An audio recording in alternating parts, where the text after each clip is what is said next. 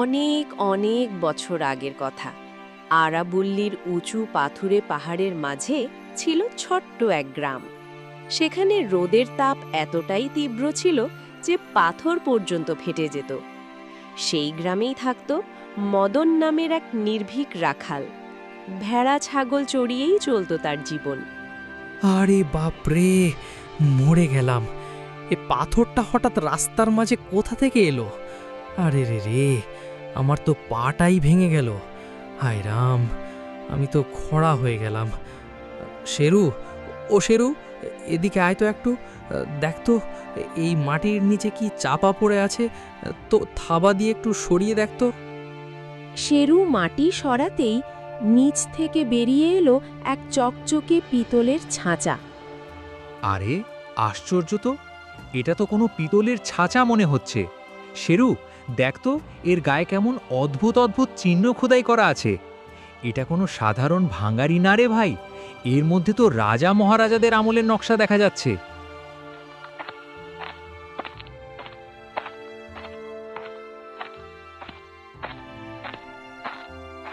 এই মদন, কি পেয়েছিস রে? এত লুকিয়ে লুকিয়ে দেখছিস কেন? কোথাও কোনো গুপ্তধন পেয়ে যাসনি তো? দেখ তো আমাকেও। ধুর, নিজের কাজ কর বীর্য। তুই তো সব চকচকে জিনিসকেই সোনা ভাবিস। এটা শুধু একটা পুরনো পিতলের টুকরো, হয়তো কোনো গরুর গাড়ি থেকে পড়ে গেছে। যা, তো ছাগলগুলো সামলাস। দেখ, ওগুলো কালুর খেতে ঢুকে পড়ছে। খা, আমাকে বোকা বানানোর চেষ্টা করিস না মদন। আমি ওই সাঁচাটা দেখেছি। শোন ভাই, এই এলাকার প্রতিটা জিনিসের ওপর রাজা সাহেবের অধিকার আছে। আমি যদি সুবেদারকে বলে দিই যে তুই কোনো দামি জিনিস লুকিয়ে রেখেছিস, তাহলে সে তোকে চাবুক মেরে আধমরা করে দেবে। তাই ভালোয় ভালোয় আমাকেও দেখিয়ে দে। বাহ, তুই তো দেখি রাজা সাহেবের বড় চামচা হয়ে গেছিস। আর সুবেদার এখন বুড়ো হয়ে গেছে, নিজের হুঁকোই ঠিক মতো ধরতে পারে না, সে আবার আমাকে চাবুক মারবে। আর শোন, এটা আমার, কারণ এটা আমি পেয়েছি। যা, তোর যা ইচ্ছা কর। সন্ধ্যায় মদন বাড়ি ফিরছিল। পথে তার দেখা হলো সুবেদারের সঙ্গে। পুরনো ছেঁড়া পোশাক পরে সে খাটিয়ায় বসেছিল। ও মদন, একটু দাঁড়া বাবা। আজ পাহাড়ের দিকে কোনো অদ্ভুত নড়াচড়া দেখেছিস? শুনেছি রাজা সাহেবের বিশেষ সৈন্যরা আবার সেই পুরনো ধ্বংসাবশেষ খুঁজতে আসছে। তোর কাছে কোনো খবর আছে নাকি? রাম রাম সুবেদার সাহেব। ওই ধ্বংসাবশেষে এখন আর কি বা আছে? সেখানে তো শুধু বাদুড় আর বিচ্ছু থাকে। সৈন্যরা সেখানে আবার কি খুঁজতে আসবে?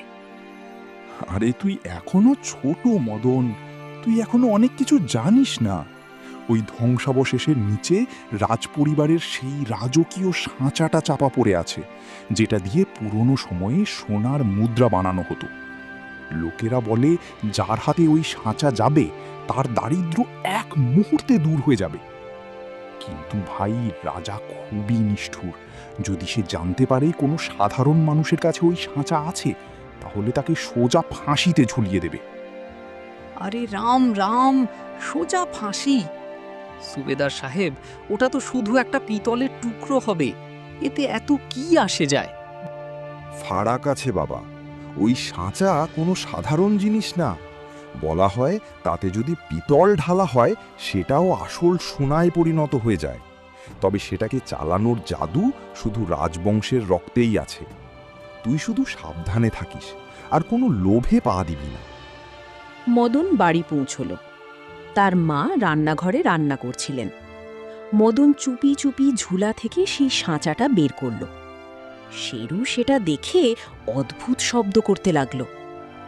চুপ কর শেরু, মা শুনে ফেললে প্রশ্ন করতে শুরু করবে। দেখ, এটাই সেই সাঁচা যার কথা সুবেদার বলছিল।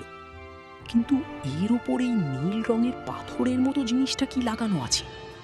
দাঁড়া, এটা চেপে দেখি। মদন যেই না নীল পাথরটা চাপ দিল, সাঁচা থেকে তীব্র আলো বেরিয়ে এলো।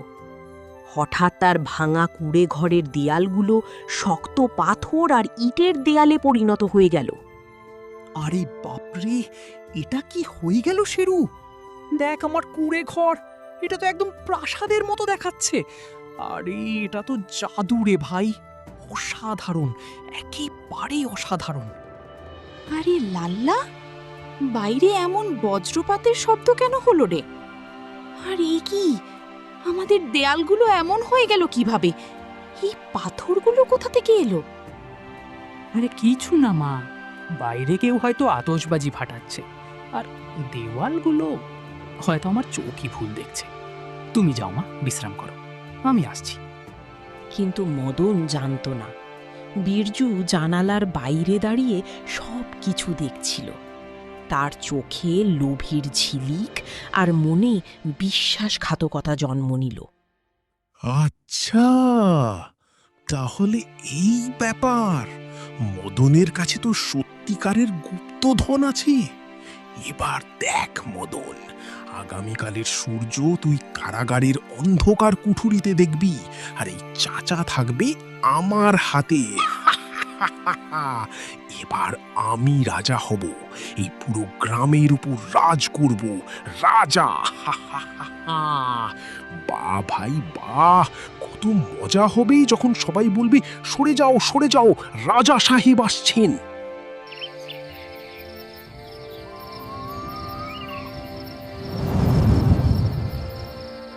মধ্যরাতের সময় মদন গভীর ঘুমে ছিল। হঠাৎ গ্রামের চারদিকে ঘোড়ার দৌড়ানোর শব্দ শোনা গেল। রাজার সৈন্যরা বর্ষা হাতে মদনের বাড়ি ঘিরে ফেলল। ওই মদন, বাইরে বের হয়ে আয়, এটা রাজার আদেশ। আমরা খবর পেয়েছি তুই রাজকীয় ধন চুরি করেছিস। যদি চুপচাপ বাইরে না আসিস তাহলে এই ঘরে আগুন লাগিয়ে দেওয়া হবে। আরে, এই আবার কি বিপদ এলো শেরু? তাড়াতাড়ি ওঠ, আমাদের এখান থেকে পালাতে হবে। বীরজু নিশ্চিত খবর দিয়েছে, সাঁচাটা তুলে নে আর দৌড়া। হুজুর হুজুর, ওই যে চোর, ওই লোকটার কাছেই আছে সেই সাঁচা। আমি নিজের চোখে জাদুকরি আলো দেখেছি, ওকে ধরে ফেলুন। মদন আর শেরু পেছনের রাস্তা দিয়ে পাহাড়ের দিকে দৌড়ে পালাতে লাগল। পেছনে সৈন্যদের চিৎকার শোনা যাচ্ছিল।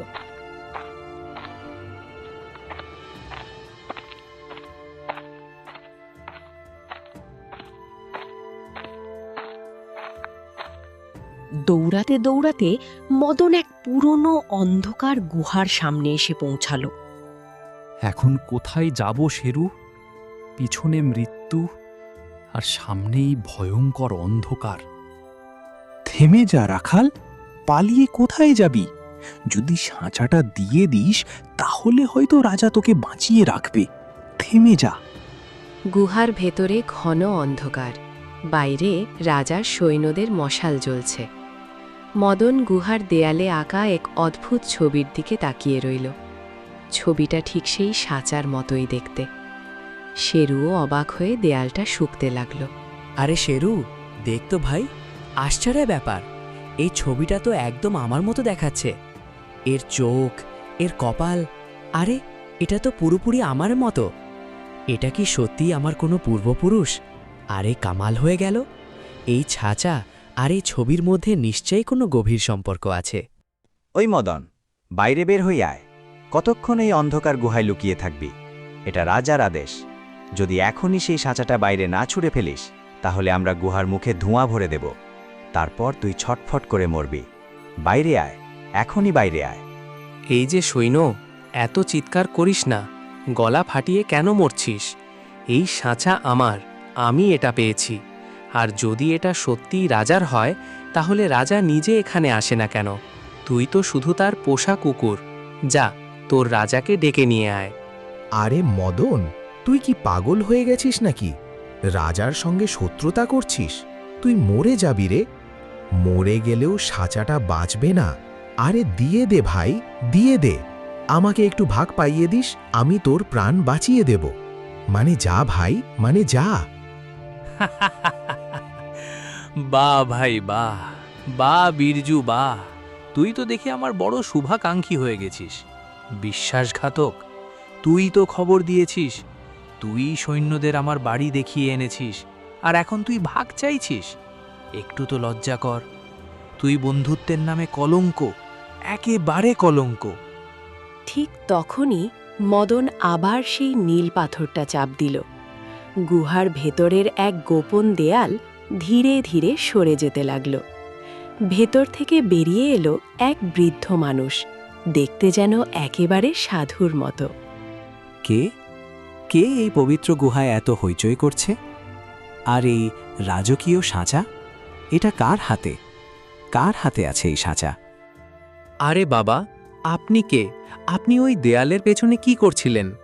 আর এই সাঁচা, এটা আমি পাহাড়ে পেয়েছি। আপনি কি জানেন এটা কি? আশ্চর্য, এটা তো সেই ভাগ্যে বিধাতার সাঁচা বাবা। তুই কোনো সাধারণ রাখাল না, তুই এই রাজবংশের আসল উত্তরাধিকারী। ২০ বছর আগে যখন রাজার শত্রুরা মহলে আক্রমণ করেছিল, তখন তোর মা তোকে নিয়ে এই পাহাড়েই লুকিয়ে পড়েছিল। এই সাঁচাই তার একমাত্র চিহ্ন। কি বলছেন বাবা? আমি রাজার ছেলে? আরে, এ তো বড় অদ্ভুত কথা শোনালেন আপনি। তাহলে বাইরে যে রাজা দাঁড়িয়ে আছে সে কে? সে ছিল রাজার সেনাপতি। বিশ্বাসঘাতকতা করে সে সিংহাসন দখল করেছে। সে জানত আসল উত্তরাধিকারী এখনো বেঁচে আছে, তাই সেই সাঁচা খুঁজছিল। বাবা, যদি তুই এই সাঁচায় নিজের রক্ত দিস, তাহলে এটা তোকে সেই শক্তি দেবে যার সাহায্যে তুই ওই ভুয়া রাজাকে ধুলোয় মিশিয়ে দিতে পারবি। ঠিক তখনই সৈন্যরা গুহার ভেতরে ঢুকতে শুরু করল। মদন শক্ত করে সাঁচাটা আঁকড়ে ধরল। শেরু সৈন্যদের ওপর ঝাঁপিয়ে পড়ল। ওকে ধর, আর ওই বুড়োটাকেও শেষ করে দাও। সাঁচাটা কেড়ে নাও। থামো, তোমরা কি ভাবছ আমাকে ভয় দেখাতে পারবে? এখন আর মদন শুধু একজন রাখাল নয়, এখন মদন নিজের আসল পরিচয় জেনে গেছে। এবার দেখো আমার শক্তি। মদন নিজের আঙ্গুল সাঁচার ধারালো কোনায় কাটল। হঠাৎ গুহার ভেতর বজ্রপাতের মতো আলো ঝলসে উঠল। মুহূর্তেই তার ছেঁড়া কাপড় বদলে রাজকীয় বর্মে পরিণত হল, আর তার হাতে এসে গেল এক ঝকঝকে জাদুকরি তলোয়ার। এসো, এবার এসো। কে আসবে আমার সামনে? এই যে সৈন্যরা, নিজেদের তলোয়ার ওই ঝুড়িতে ফেলে দাও, না হলে আজ তোমাদের একজনও জীবিত ফিরতে পারবে না। শুনেছ সবাই? এ কি হয়ে গেল? এই রাখাল তো সাক্ষাৎ মৃত্যুদূতের মতো লাগছে। পালাও, পালাও এখান থেকে, এর চোখে তো আগুন জ্বলছে।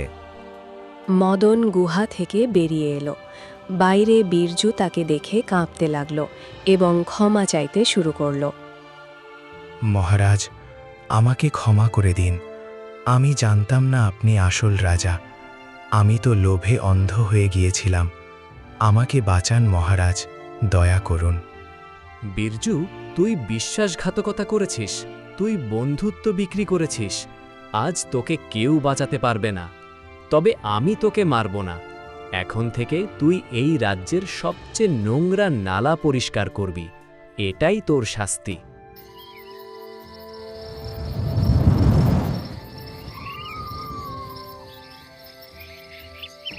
মদন মহলের দিকে এগিয়ে গেল।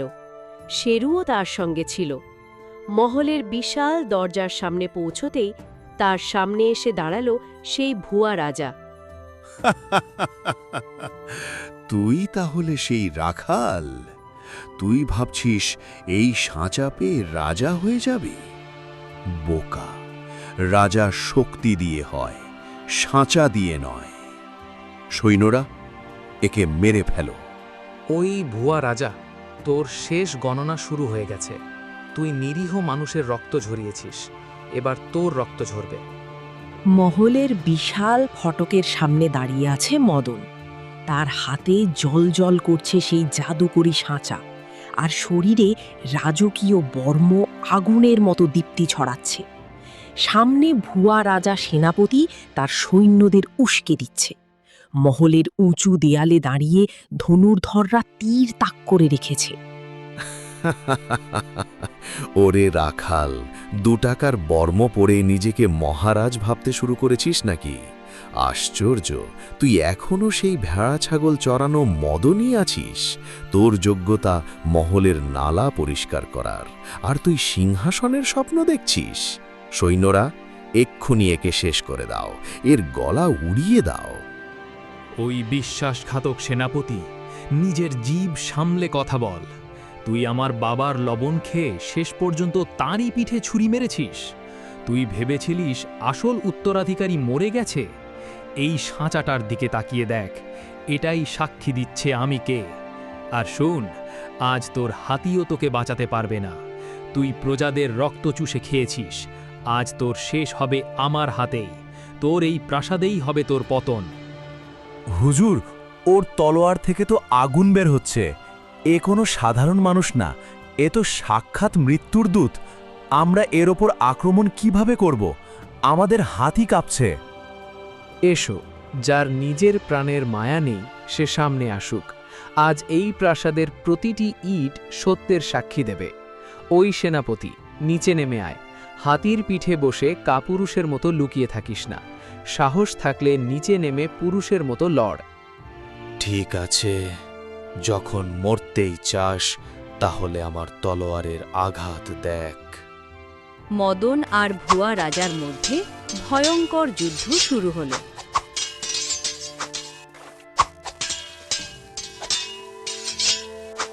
তলোয়ারের সংঘর্ষে আগুনের ফুলকি ছড়িয়ে পড়ছে।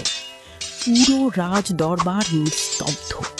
শুধু লোহার সঙ্গে লোহা লাগার বিকট শব্দ প্রতিধ্বনিত হচ্ছে। তুই জিততে পারবি না মদন। আমার কাছে পুরো সেনাবাহিনী আছে, ধন সম্পদ আছে, আর তুই তো শুধু এক গরিব রাখাল। তুই আমার সঙ্গে যুদ্ধ করার শক্তি কোথায় পাবি? তুই হারবি। তুই এখনো ধন সম্পদের কথা বলছিস? রাজা ধন দিয়ে নয়, প্রজাদের ভালোবাসা আর নিজের সত্যের জোরে রাজা হয়। তুই এই প্রাসাদকে কারাগারে পরিণত করেছিলিস, আর আমি এটাকে মুক্ত করার শপথ নিয়েছি। আর শুন, আমার জয় সেদিনই হয়ে গিয়েছিল যেদিন এই সাঁচা আমার রক্তকে চিনে নিয়েছিল। এবার দেখ, এটা আমার শেষ আঘাত। মদন নিজের সমস্ত শক্তি দিয়ে এক ভয়ঙ্কর আঘাত করল। মুহূর্তেই ভুয়া রাজার তলোয়ার ভেঙে দূরে ছিটকে পড়ল। মদনের তলোয়ার এসে ঠেকল সেনাপতির গলায়। বল, এবার বল সেনাপতি, কোথায় গেল তোর সেই অহংকার? কোথায় গেল তোর সেনাবাহিনী? দেখ, তোর নিজের সৈন্যরাই এখন আমার সামনে মাথা নত করছে। তুই বিশ্বাসঘাতকতা করেছিস, আর বিশ্বাসঘাতকতার শাস্তি একটাই, মৃত্যু। না না মহারাজ, আমাকে ক্ষমা করে দিন। আমি শুধু ক্ষমতার লোভে অন্ধ হয়ে গিয়েছিলাম। আমাকে কারাগারে বন্দি করে রাখুন, কিন্তু আমার প্রাণ নেবেন না। দয়া করুন মহারাজ। তোকে মারা আমার তলোয়ারের অপমান হবে। তোকে মৃত্যু নয়, সেই জীবনই দেওয়া হবে যা তুই অন্যদের দিয়েছিলি। সৈন্যরা, একে নিয়ে যাও, আর ওই অন্ধকার গুহাতেই বন্দি করে রাখো, যেখানে এটা আমার পূর্বপুরুষদের সাঁচা লুকিয়ে রেখেছিল, যেন সারা জীবনে আর কখনো সূর্যের আলো দেখতে না পায়। সেনাপতিকে টেনে হিঁচড়ে নিয়ে যাওয়া হলো। মদন ধীরে ধীরে মহলের উঁচু সিংহাসনের দিকে এগিয়ে গেল। গুহায় দেখা সেই বৃদ্ধ মানুষটি তার রাজ্যাভিষেক করলেন। মহারাজ, আজ 20 বছরের অপেক্ষার অবসান হল। আজ এই সিংহাসন তার আসল উত্তরাধিকারীকে পেয়ে ধন্য হয়ে গেল। বাবা, এই সিংহাসন আমার নয়, এটা এই রাজ্যের মাটির। আমি রাজা হয়ে নয়, একজন সেবক হয়ে রাজত্ব করব। আজ থেকে এই মহলের দরজা প্রতিটি গরিব মানুষের জন্য খোলা থাকবে। কেউ আর না খেয়ে ঘুমাবে না, কেউ গৃহহীন থাকবে না। আর মালিক, আমিও তো রাজপ্রাসাদের শাহী খাবার পাবো, তাই না?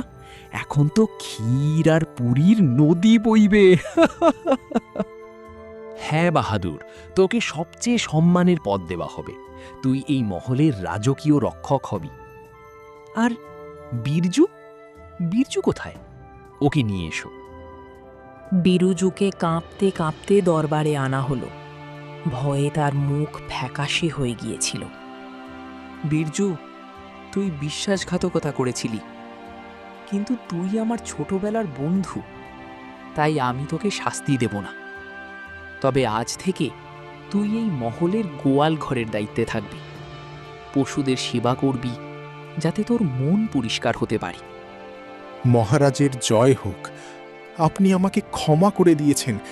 হে আপনার মহানতা, আজ থেকে আমি পুরো সততার সঙ্গে সেবা করব, শুধু সেবাই করব। মহলের উঁচু মিনারগুলোতে নগারার শব্দ বেজে উঠল। পুরো রাজ্যে উৎসবের আবহ ছড়িয়ে পড়ল। মদন সেই জাদুকরী সাঁচাটিকে মহলের প্রধান চত্বরে স্থাপন করল, যাতে সবাই মনে রাখে পরিশ্রম আর সততার ফল একদিন অবশ্যই মেলে। রাখাল মদন এখন এক মহান রাজায় পরিণত হয়েছে। তার ন্যায় বিচারের গল্প দূর দূরান্তে ছড়িয়ে পড়ল।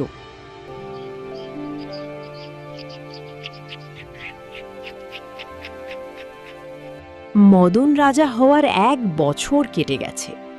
মহলের সেই উঁচু দেয়ালগুলো, যেগুলো একসময় ভয়ের প্রতীক ছিল, এখন সেখানে সবসময় আনন্দ আর কোলাহল লেগেই থাকে। মদন আজও নিজের প্রজাদের মাঝে বসে তাদের সমস্যার কথা শোনে। এই যে রামু কাকা, আপনি ওখানে পিছনে দাঁড়িয়ে আছেন কেন? এদিকে আসুন, আপনি তো আমার ছোটবেলার প্রতিবেশী। বলুন তো, এবছর গ্রামের ফসল কেমন হয়েছে? পানির কোনো সমস্যা তো নেই? আরে আশ্চর্য ব্যাপার, আপনি এখনো ভাবছেন আপনি আমাকে ভয় পাবেন? আমি তো সেই আগের মদনই, যে আমার দোকান থেকে ধার করে গুড় নিয়ে যেত। না মহারাজ, আপনি এখন আমাদের অন্নদাতা। আপনার রাজত্বে তো খরাও আমাদের কাছ থেকে পালিয়ে গেছে। আপনার এই সরলতা দেখে চোখে জল এসে যায়। আহা, রাজা হলে এমনই হওয়া উচিত। কাকা, এ সবই এই জাদুকরী সাঁচা আর ওপরওয়ালার আশীর্বাদ। আর শুনুন, আজ সন্ধ্যায় পুরো গ্রামের জন্য মহলে ভোজের আয়োজন হবে। সবাইকে নিয়ে আসবেন, যেন একজনও বাদ না যায়। ঠিক তখনই বাহাদুর কুকুরটা দৌড়ে এলো। তার গলায় সোনার বেল্ট ঝলমল করছে। এখন সে মহলের নিরাপত্তার প্রধান রক্ষক। মালিক, মালিক, একটু শুনুন, ওই পাহাড়ের গুহা থেকে খবর এসেছে। সেই বিশ্বাসঘাতক সেনাপতি এখন পাগলের মতো আচরণ করছে। সে সারাদিন দেয়াল খুঁটে আর আপনার নাম চিৎকার করে।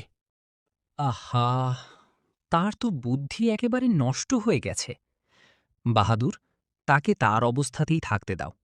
যে নিজের প্রজাদের সঙ্গে বিশ্বাসঘাতকতা করে, তার শাস্তি এমনই হয়। অন্ধকারই যখন তার প্রিয় ছিল, তাহলে সে সারা জীবন অন্ধকারই থাকবে। তাকে কখনো বাইরে আসতে দিও না, কখনো না।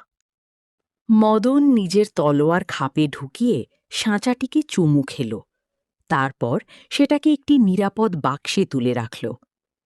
এখন পুরো রাজ্যে শান্তি বিরাজ করছিল।